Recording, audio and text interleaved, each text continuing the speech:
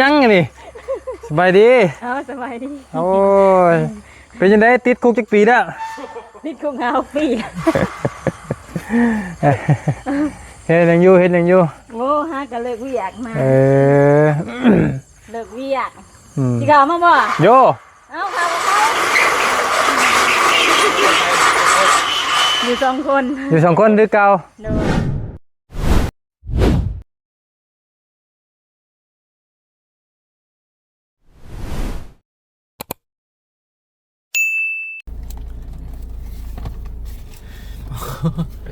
ยังไงนี่ไฟแห้งไรบาทเนี่ย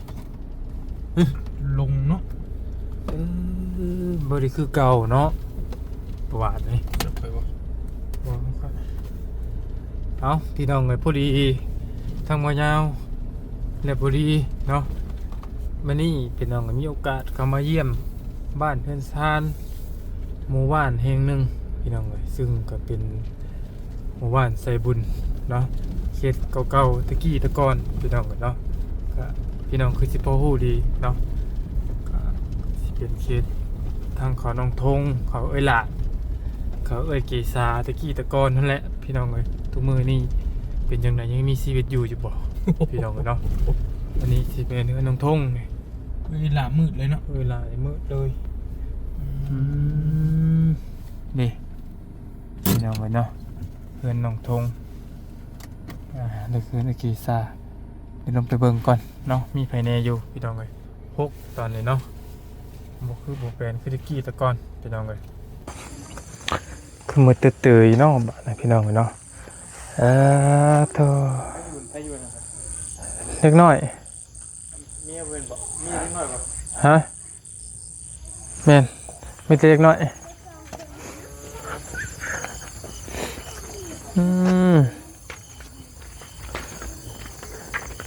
เล็กน้อยป่ะแม่นแหละโอ้ป้าเถอะกระตุกกระจี้คุณได้เห็นแล้วแม่นแหละเข้าอยู่หมอกฮุงโอ้กุ้งมองกันนี่จะเอากำลังกับคนโอ้จุดใหญ่ไผ่เจ้านะจื้อเอากระนองตรงนองทงไอ้ทงไปใส่เกาะเมื่อวันเมียเพิ่นบอกสบายดีล่ะสบายดีลูกพี่มาพี่มาหมองเก่งๆสิบ่จื้อนะบ่าวบ่โอ้ว้าวบ่จื้อยอมนะติไผจักไผเป็นไผเลยมันจื้อบ่ได้เลยข่อยบัดนี้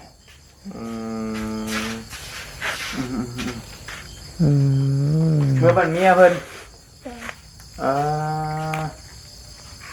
อันนี้น้องหยังก็น้องเล่บ่บ่แม่นน้องเล่บ่แม่นเนาะจะชื่อหยังก็อ้ายลืมแหละลินน้องลินเล่บ่ครัวได้เล่นะเอาแล้วบ่เอาแล้วเรียบร้อยจะนอนนี่บ่นะนอนอยู่นี่เหรอโดยเป็นใหญ่ยืมกันจะคนนี่หยังบ่2อันนี้ลูกไอ้ตุ๊กนี่แม่นบ่นี่บ้านเฮาอยู่พุ่นแม่นเหรอใช่เฮือนในลินแม่นบ่แม่เจ้าชื่อหยังแม่คือแม่ตุ๊กตุ๊กแม่ตุ๊กนี่แม่ตุ๊กอยู่ไสโกกม่วงกับจุดใหญ่น้องนี่ฮะไปใช้เกาะไปซื้อของกินโกกม่วงคือใหญ่สิก็คิดแม่นไผก็ซื้อมาตัวนี้บ่จื้อบ่เสี่ยงบ่ไผคนหนึงนี่แหละซื้อมานะใหญ่เบิดเลยโดนนานบ่ได้มาได้บัดนี่ก็สิมาเยี่ยมยามน้องทงพี่น้องแต่ว่าเพิ่นบ่อยู่มื้อใดเพิ่นมาล่ะเพิ่นว่า3 มื้อสิมาแต่ว่ายังบ่มาโอ้เพิ่นไปหลายมื้อแล้วไปหลายมื้อแล้วคือบ่เห็นได้ลูกได้เต้าบ่ได้ลูกแล้วเหรอวะ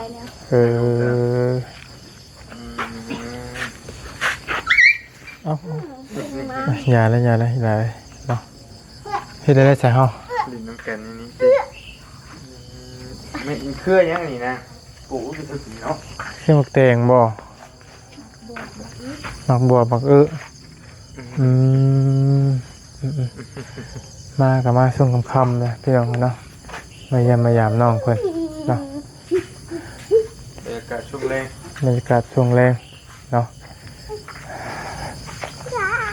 เป็นมากแล้วบ่ล่ะเคยเป็นแล้วบ่กายสัตว์เป็นแล้วนี่เนาะยังเฮงอยู่ก็มันก็ใหญ่ไวเนาะเนาะต้นมะนาว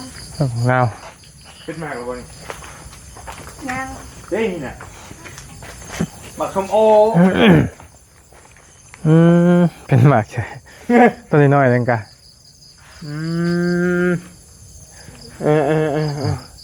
พักดี พักกงมองเลยนี่ฮักเนาะแต่ละต้นแจ๋วยังวัดกุต้นยังเป็นอยู่น้องลิ้นพูดได้ไปยังเมื่อยสาปะรวยอยู่ไปครับเบิ้ง ฮัลโหล โอ้ยสบายดีเด้อ โอ้ยปุป่าปุติงแฮะ โอ้ยกำลังไงกำลังเห็นได้อยู่ในกินแรง โอ้นั่งสวบเข่างามๆอยู่เบิ้นกัน เฮ้ยรู้เห็นว่ะโอ้ยสบายดีเด้อพี่น้อง บ่ฮักปานใดแล้วเฮากินอิ่มจนเก่าจนอิ่ม โดย ยังไงนี่สบายดี สบายดี โอ้ยเป็นยังไงติดคุกจักปีแล้ว นี่คุกเอาปี เฮ็ดหยังอยู่ โอ้ฮะก็เลิกวิอยากมาเลิกวิอยากที่เขามาบ่ โย เอาเขาอยู่2 คนอยู่2คนหรือเก่า โดยเมื่อได้เสียลูกนะ โอ้ยก็ให้มาแล้วงวนรถก่อนนี่สิเอา ฮะ มาแล้วงวนรถก่อนยังสิเอา มันแล้วงวดรถนี่ ยังงวนรถเพิ่น ไปเป็นยังไง เชิญอยู่บ่ เอาก็เข้ามาแล้ว โอ้ เนาะ โห ไปคักเด้ โอ้คักเลย เข้ามาโลดแต่ว่าบ่เป็นหยังดอก นี่แหละเป็นงวนรถนี่แหละ เป็นหนี้รถบ่ทันได้ถามอยู่ก็ได้ เป็นหนี้ก่อนเลย เป็นหนี้ก่อนเลย เลยเป็นนี่แหละ โอ้เด็กงู เด็กงู72เอาเลยคือตรงกับน้องกันเถอะวะ 21ได้ยัง เด็กคนแก่ ได้กับคนแก่เนาะ จักมาแล้ว ใช่สามีเจ้าบ่อยู่บ่ สามียังกินข้าวด้วยเพิ่นแน่ ยายแล้วหรอกกินแบบบ่คักปานใดเฮ็ดสิเอ้ย กำลังเดินวิอยากมามีวิอยากได้โรงงานกะ สบายดีไอ้สม เขาก็ยัง บนป้า ไอ้สมบัติพระราชหมื่นลบป่ะนั่งอยู่ในเนี่ยเดี๋ยวสิถามเนี่ยนิดนึงเนาะมียังดอกมาเยี่ยมมายามมาซื้อบ่ได้บ่ ได้แล้วเนาะ นั่งอย่างนี้ก็ได้เลยอย่านั่งกะเนาะพอดีผู้มีคือมีก็นับบันไดหัว ไม่ได้เงินเลยติ ผู้อยากได้บ่ได้มีใด ต้องหลายโคตร หนำลายโพด ถิ่นมันเนาะหม่องมันเด้เป็นได้อยู่ดีมีแห้งอยู่บ่ ดินแห้งอยู่ ยับเขาจังหน่อยเนี่ยยับไปจังหน่อยเนี่ยมาคัดจังหวะบ่นี่ จะแลกินข้าว น้องมากินน้องพี่กันไหน โอ้ยกินแล้วอะไรกินข้าว เขาสิกินน้ำนะพี่น้องเลยเนาะ เอาบ่ได้พ่อตะลนในหอมแก้มผัวให้เบิ่งเลยกว่าคืออ้วนเนาะไปเฮ็ดหยังมาจะตุ้ยขึ้น ยามได้ ฮะ เป็นยาม เราเป็นยามรอพอบ่อยู่ไสน่ะ ผมจากโรงงานหมดแล้ว โรงงานไหน งานบนงานแต่เก่าแล้วคนยามอันนี้เป็นยา อ้าวคือยายคือหยัง เรียกว่าเงินเดือนมันหน่อยแน่ เงินเดือนเท่าไหร่ งานเขายุบแล้วเขาให้ออกเอาให้ยาได้แห้งแล้ว เท่าไหร่เงินเดือนเท่าไหร่เพิ่นให้ เดือน2 ล้านบาท ตอนนี้เฮ็ดหยังเจ้าพากันเฮ็ดหยัง คอยนั่นยังเฮ็ดอย่างที่เก่า เรียกหยังไดล่ะ กันมิด โอ้เย็บผ้าเป็นบ่ เป็น โอ้ ตอนโรงงานทักแหน่ยิบมันน่ะยิบดียิบเคเป็นหลายอย่างอยู่ เขาเปลี่ยนหูหลายอย่างนะ โอเคพี่น้องเนาะ หักเป็นนี่งนรถนะ แล้วเงินหลุดแล้ว งนรถนี่นะ คนหลุดก็ยังอยู่ตั้งปีปลาย มันอยู่ปีปลายเดือนหาเดือนหาที่นาวิทย์ เงินหา ออกจากห้านได้บ่รถนี่ แม่ เป็นรถมือหนึงได้บ่ มือหนึ่งเลย มื้อหนึงเลย พาเอามาออกมาแต่ไสอยู่ไส อยู่หันดึงมือตัว ซิโน่นี่บ่ นี่นะฮันเด็กมอเตอร์อยู่สวรรค์ อยู่สวรรค์ เอาสวรรค์กับพี่เนาะ เอาอยู่สวรรค์ พอนเพิ่นเดือนเท่าไหร่ก็ จ่ายเดือนหนึ่ง1,641,000 อืม ต่อเดือน ยังอีกปีหนึง โดย ปีปลาย ยังอยู่รถแดงจ้ะมันเป็นหยังรถแดงจ้ะนี่ อันรถคันแดงนะแปลว่ามันขี่ไปบนนั่นเข้าหนุ่มมันตายนะ ตาย รถแดงนี่ตำนานนี่พี่น้องเอ้ยเนาะ แม่ มีตำนานนั่นน่ะมีตำนานและแก่พื้นแก่ล้วน เออ ภาษาเพิ่นนี่และแก่พื้นนะ เขาให้ด่าไปใช่จ้ะคือเวน เวลาว่าบ่ค่อยมา เพิ่นไปใช้ เงินเราอยู่พุ่น แม่นเราไป แม่เราอยู่พุ่นเราอยู่งานพอเงินแม่เราพุ่น อยู่กันพอกันแม่เอ้า เงินพอเงินแม่เราอยู่ บางทีเรา ข้างดินของเงินดินเก่าของพามีพุ่นเด้ โอ้เพิ่นเฮ็ดเฮือนอยู่พุ่นบ่ตอนนี้ แม่ ที่เฮ็ดตะกี้บ่ แม่ อันนี้น่ะบ่ได้มีเพิ่นอันนี้น่ะ ยุ่ บ่ งร้าย อัน ได้ นี้หันมีน้องชายเรามาอยู่ บ่ค่อยมีพายุแล้วตัวนี้ น้องชายเรา ใช่แล้วมาอยู่ อืม บ่สีมาอยู่แม่นบ่ ติมาอยู่ น้องทงก็บ่อยู่ น้องทุ่งนั่นเมื่อบ้านเมีย เออ เมื่อบ้านเมียมาบ่งลูกเป็น เอ้าลูกเป็นหยัง ลูกเราบ่สบายน้องผู้พาบ่สบาย สรุปแล้วนี่เมียน่ะอยู่ไสเดี๋ยวนี้ เมียอยู่บ้าน บ่ได้มาอยู่นำผัวบ่ มา มาเที่ยว แต่ว่าได้ลูกแล้วเมื่ออยู่พุ่นก่อน แม่ สิบ่ บ่ได้ลูกเราหัน อยู่ในแม่เฒ่า แม่เอาไว้ เพราะว่าเขาว่ามาพี่ก็ว่าน้องเอาไว้ มันบ่มีผู้ได้เบิ่ง มันมือผู้ใดเบิ่งหั่นนะแม่แล้วก็พ่อทำนั้นนะ อืม แม่ของน้องทงก็พ่อทำนั้น โอเค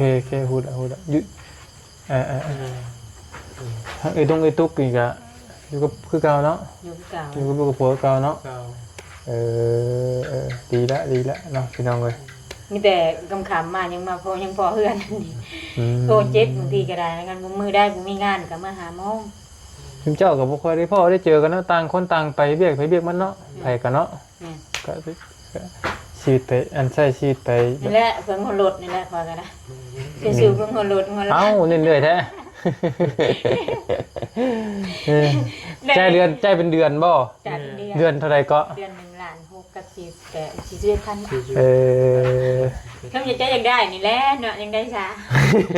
ในเรื่องหนึงอยากได้ไปโหลดเป็นของตัวเอง ก็หัวก่อนบ่ถึงรถบ่ถึงหนีจังซี่เด้อกับพี่น้องเลยเอาพี่น้องเลยเอ้ยเกษา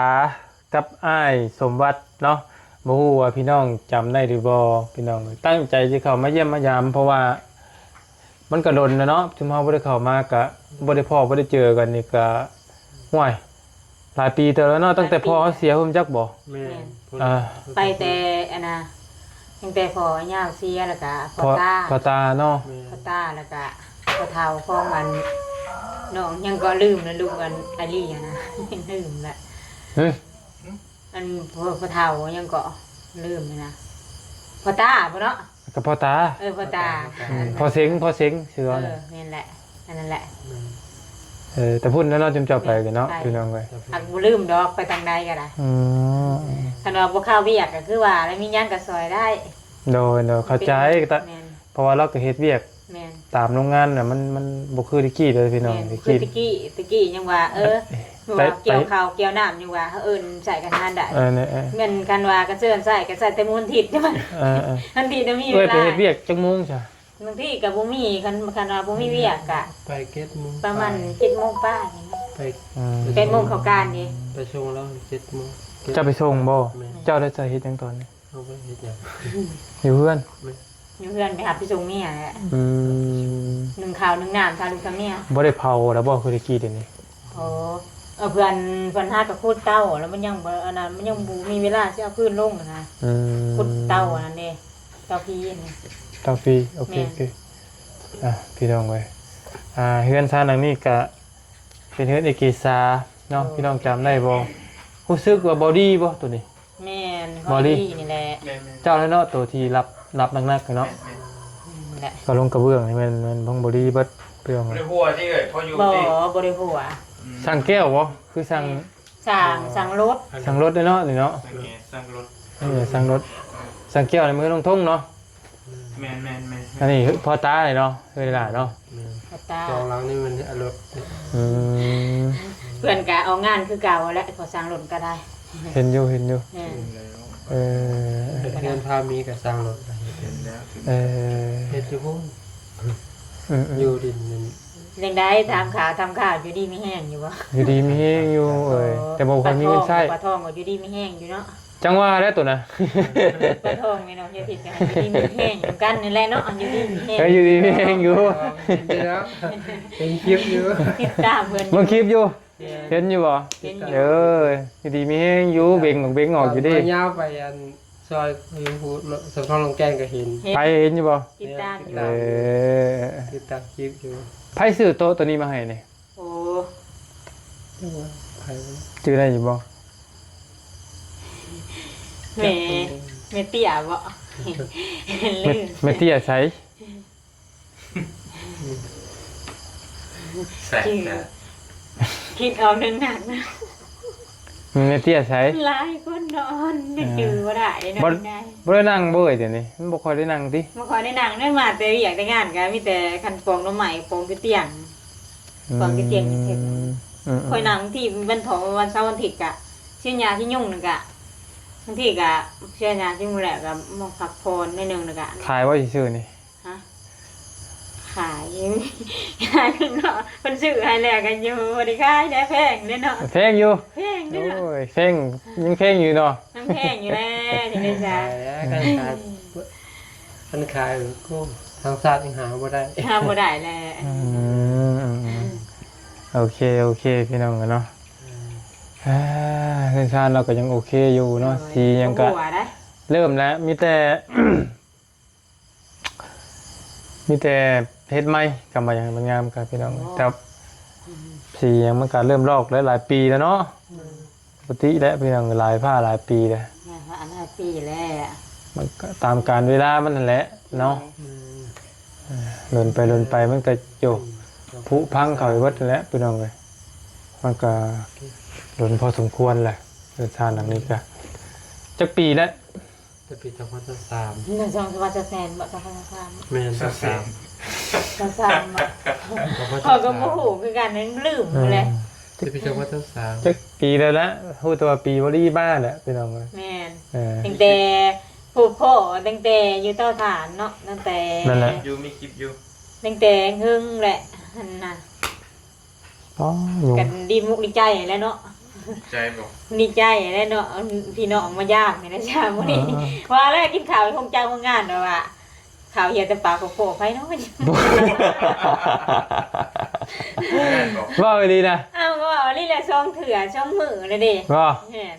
เอ นั่น อ กินข้าวกับหมูว่าหมูท่ามบอกไม่ยังว่าอันข้าวเจ้าคือออกที่ปากเอ้าจักยันมีพี่น้องปองปลายว่ามายามเนาะ มาเยี่ยมเฮาก็บ่มีหยังดอกเอ้ยมาเยี่ยมมายามเบิ่ง ทำข้าวเนาะ ตามข่าวเนาะ คือ เกียรติปากโคก คือทั้งเอ้ยเกษาแล้วนี่เราบ่มีลูกพี่น้องเอ้ยต้องบอกกันอันนี้เราเป็นเมกะแรงแล้วเนาะ ก็ว่าแล้วมาลดว่ากะสิไปซื้อหางใหม่ จีมากิน ยังบ่ยอมอยู่บ่เดี๋ยว ยั นี้ งบ่ยอมอยู่ได้ แล้วเอ้ยแล้วนี่เป็นคนเซโปนนะเนาะอยู่บ้านหยังก็ บ่อยู่เมือง อยู่เมืองนอง แม่ อยู่ น เมืองน้องผมเลยเนาะ เมืองนองอยู่อีหยังบักมี่บักมาพุ่นน่ะบ้านบักมี่อยู่ บ้านเกิดของ หน้าบ่มี บ้านนาคนี่หยังเคยไปอยู่ ญาติพี่น้องทั้งเมืองน้องกะอัน เป็นทำข่าวให้เด้อยังไงค่ะนี่อยู่ บ่ได้ไปคือกันเฮาก็เอ้ยทั้งเมืองนองหล่นนะ กินฮอดอยู่ทั้งพี่ทั้งน้อง คือว่าน้ำท่วมเสปนบ่ว่ายังท่วมอยู่บ้านใด อ่า แก้วใด มันท่วมขึ้นแต่เมืองพีนพี่แหละ ป้าที่โทร มันท่วมขึ้นแต่เมืองพีนพู่แล้วก็บ่เคยเห็นน้ำเทปวนท่วมจักเทื่อปีนี้ได้หวยบ่เคยเห็นเอ้า เต็มหน่อยเด้อนุ่งลาย ยุ่งหลายดิเนาะเอาแล้วเขาเรียกอะไร เร็วๆพี่ มีแต่นั้นเด้อคือเกษามาเยี่ยมมายามแล้วก็แข่บ่ดีมาเยี่ยมมายามตรงนี้ คือมีกระตุกกระติกเก่าบ่ที่เจ้าเก็บไปขายบ่หรือว่า แม่ ไง จะ นะ เก็บไปขายแม่เพิ่นก็ซื้อนะพอได้ซื้อน้ำมันหลดไปเวียกนะอ่าเพิ่นก็ซื้อเพิ่นหักซื้ออยู่เออเป็นได้อยู่ดีมีแฮงอยู่แต่ว่าสมบัติตุ้ยขึ้นเนาะค่อยก็ตุ้ยขึ้นกว่าตะกี้ โอ้โห เป็นกระเพาะ เพิ่นเป็นกระโพกได้ตอนที่ให้เพิ่นออกยามเด้แต่เพิ่นหาเพิ่นนั่นน่ะเพิ่นเมื่อยแต่เอาเขามัวถ้าได้ก็บ่ดีนะขาดเวียกตั้งแต่กี้ก็รถก็เอื้อยเกษากันจนขนาดนี้จนจะเป็นแผลเลย ว่ารถ เป็นได้เรื่อง เป็น นี้ ตามนี่แหละไปเวียกยามพุ่นนี่แหละ คันนี่แหละ รถคันใหม่ๆออกมาก็พ่อรถ ว่าไงตอนนี้นะเอ้ยแล้วนี่ แม่น ลาวรถพี่น้อง ดาวรถ พอได้ขี่ พอได้ขี่ไปหันบัดนี้พอได้ขี่ไปตลาดเกาหลี ยังอีกปีนึงเพิ่นก็เบิดงวดแล้วเนาะ แม่นเดินหาก็มันงวดแล้วพี่น้องเอ้ย สู้ๆนะเนาะคือว่าแหละบ่เป็นหนี้ก็บ่ได้ขี่เอ้ย แม่ เนาะเขาคือเข้าใจอยู่เฮาก็เคยลาวคือกันรถจักร บางมื้อเมื่อกับบางมื้อมากก็เพื่อนก็โหลดก็กินข้าวก็ลวกผักก็มีพี่น้องลวกผักจำแจวจังซี่ก็ได้ เข้าใจเนาะสู้นะเนาะให้ตัวใดนั่นน่ะเอ้ยเด้อ โดย แบ่งเอาเงินให้พอได้มาเยี่ยมมายามโอ้โตยุงตัวใหญ่ดิเนาะ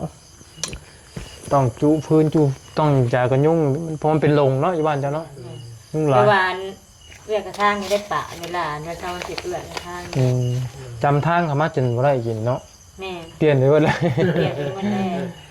เปลี่ยนแต่หนทางที่ใจคนบ่ได้เปลี่ยนหรอวะ โอ้ยังหักอยู่ ยังหักอยู่ FC ก็ให้หักก็ถูก เอาซื้อเอ้ยเอาไปซื้อประเด็กเป็นนัวเด้อ โอ้ยขโมยกระจายหลายเด้อบ่ยาก โดย อยู่ดีมีแห้ง